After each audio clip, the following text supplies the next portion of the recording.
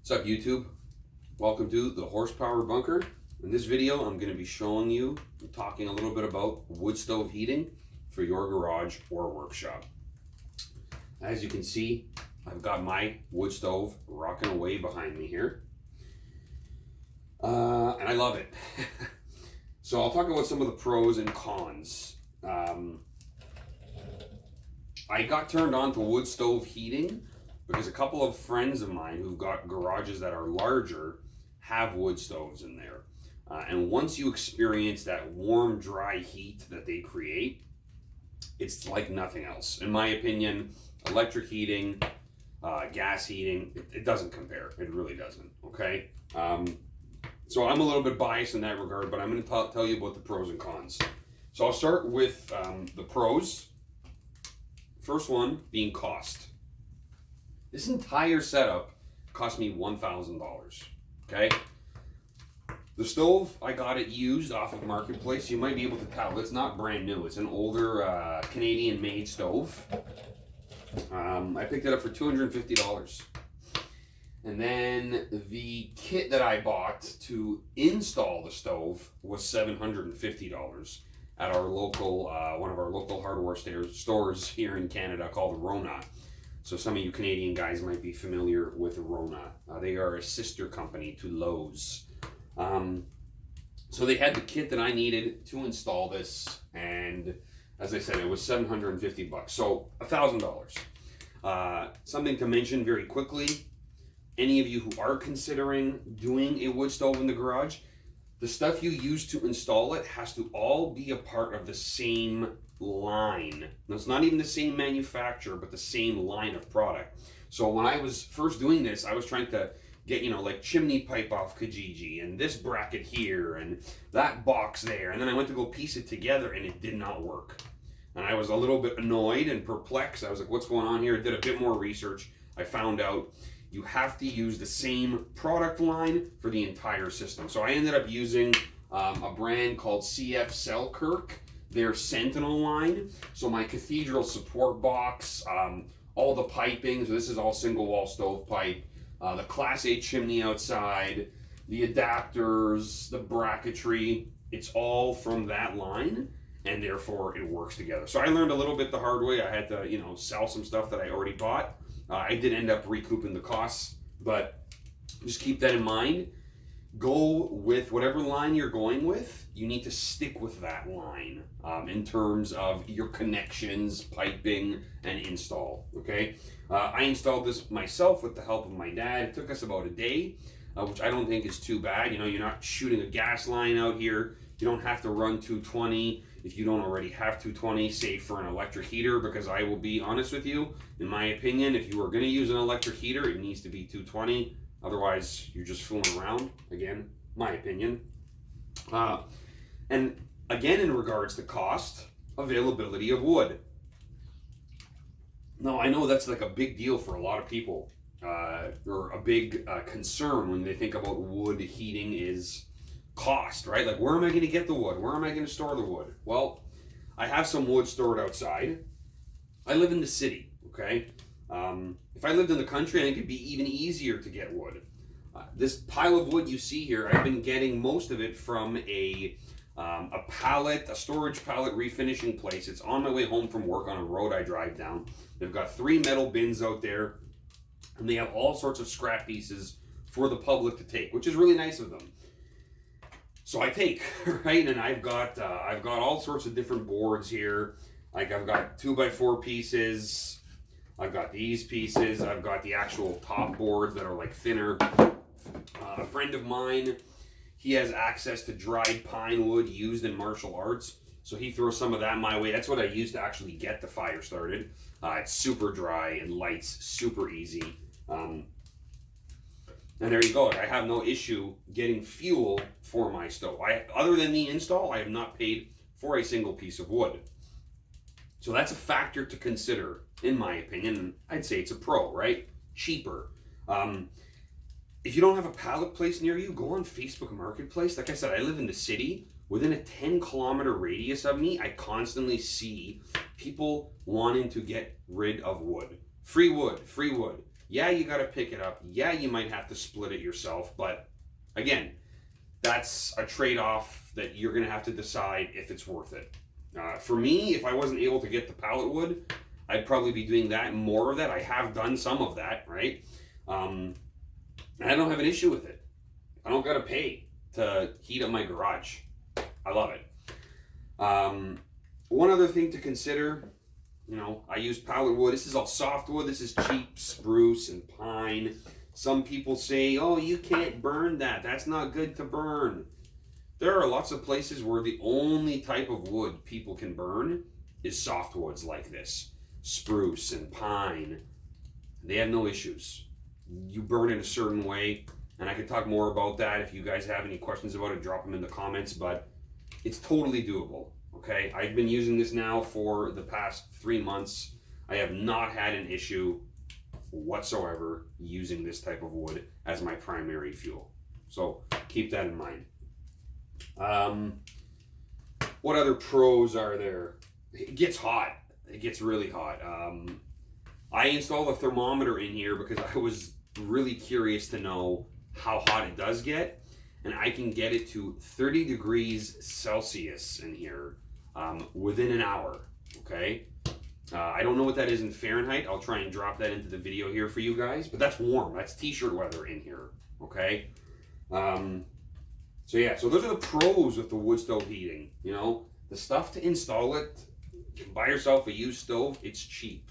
Wood, you shouldn't have a hard time finding. In fact, you might have your own supply of wood if you're living in a rural area. Maybe you got a lot of trees, or you're clearing some of them. You know, the average size tree, that'll produce a lot of wood for you to burn to keep your garage or workshop warm. I will say this garage is insulated. I got R12 on the walls, R22 in the ceiling. That's obviously important regardless of the heat source you're using, and it does make a big difference. So, you know, if you're going to throw a stove in your garage, if it's insulated, obviously you'll go through less wood. Your wood will last you longer. So those are the pros. The cons, I think I'll bring up first, is the safety aspect. A lot of people do not like stoves in general, wood stoves, obviously, in the house, in the garage, but I've noticed a lot of people, especially in the garage, don't like it. They think it's dangerous. I got this pile of wood here, right? You might be sitting there watching in horror right now, like, oh my God, he's got wood right beside, like, even if an ember jumped out here, it is not igniting this wood, okay? If you know anything about fire, if you know anything about building fires, it's not that easy. It doesn't work that way, okay? I do have a fire extinguisher. You can't see it in this video, but it's mounted on that wall. It's quite large, just in case. I also went through the task of installing this heat shield around here, and part of why I did that was because when I did my first fire in here, it was nice and warm, but I put my hand on the wall, and it was warm also. Not warm like to the point where I couldn't put my hand there, but it was warm. So I decided to get some metal studs. I've got one here, one in the back, one here. And at my dad's place of work, they were throwing out some of these sheets of metal. It's about 23 gauge. Minimum is supposed to be 28 gauge for a heat shield for a stove. So this was 23 gauge, and I threw it up, and it works great. I've also got a fan. You can't see it in the frame here, but I've got a fan on the top of my shelf. So it's actually the fan that I use to cool my garage down in the summer to provide some circulation. And I have it up on the top shelf, angled downwards. And what that does is, with the heat shield and that fan, it keeps the walls around it cool, because you might have noticed they are OSB walls. It keeps the walls around it cool. It also helps get the hot air right to the back of my garage, because this is, in one corner. So with the fan on, it works fantastic. Like, this whole garage is evenly heated, okay? So the safety aspect, I know that's a con for a lot of people, and that really is going to come down to your personal preference. I don't have any combustibles near here other than the wood. You might be saying, oh, you got combustibles right there. Yeah, but, like my chemicals, oils, things like that, that's all way opposite here or further down in the garage. Nowhere near it. This heat shield does make a big difference. That fan does make a big difference. I also did a lot of research into, the temperature of these walls. If wood is heated up past 150 degrees Fahrenheit repeatedly, its combustibility point becomes lower. Okay, so it could ignite at a lower temperature. That was also part of my reasoning with installing this heat shield. Now with the heat shield and it like being t-shirt weather hot in here, these walls never get hotter than 115 is the hottest I've had them. Okay, I've probed them with a temperature gun, and that's more than fine. People have had log cabins for years before we were around, heating them with wood stoves. I doubt they had any steel to make a heat shield. Maybe they did. And it worked for them. So why can't it work for me? So there's a con there, is safety. Accessibility to wood could also be a con. I mentioned it as a pro, but it could also be a con, right? If you can't get wood, maybe you can't find it, you can't pick it up because you don't have the vehicle that can do it. Maybe it's not big enough, right? You might have to pay for delivery, pay for a cord of wood that's already split, chopped, and so on. That could also be a con. But the only other con to me, and I will mention quickly, is obviously time to heat. And what I mean by that is how long it takes to get up to temperature in here. Now, I have got it all figured out to work for me, but maybe you're someone who comes into their shop and needs to work right away. What I'll do is during the week when I get home, if I know I want to come out here after dinner, I'll start the fire, and then as I'm cooking dinner, I'll tend to it. I'll keep adding some wood as I need. I'll finish eating, I'll come out here, and within an hour, it's comfortable. On a weekend, Saturday, Sunday morning, if I know I'm going to come out here and spend some time during the day, before breakfast, I'll come out here, I'll start the fire, I'll have my coffee, I'll have my breakfast, check on the fire. Within an hour, it is more than comfortable in here. We had a day last week where it was like -20, and my thermometer was showing exactly 0 degrees in here, which is cold, obviously. 0 degrees Celsius, that's the freezing point, right? So I get it, maybe you're needing a heat source that is instant, but most times that I come in here when it's not that cold, -10, -5 outside, it's actually, thankfully because of the insulation, not because I have this running all the time, it's like 5 degrees. Today when I came out here, because it's super mild, it was 10 degrees in here.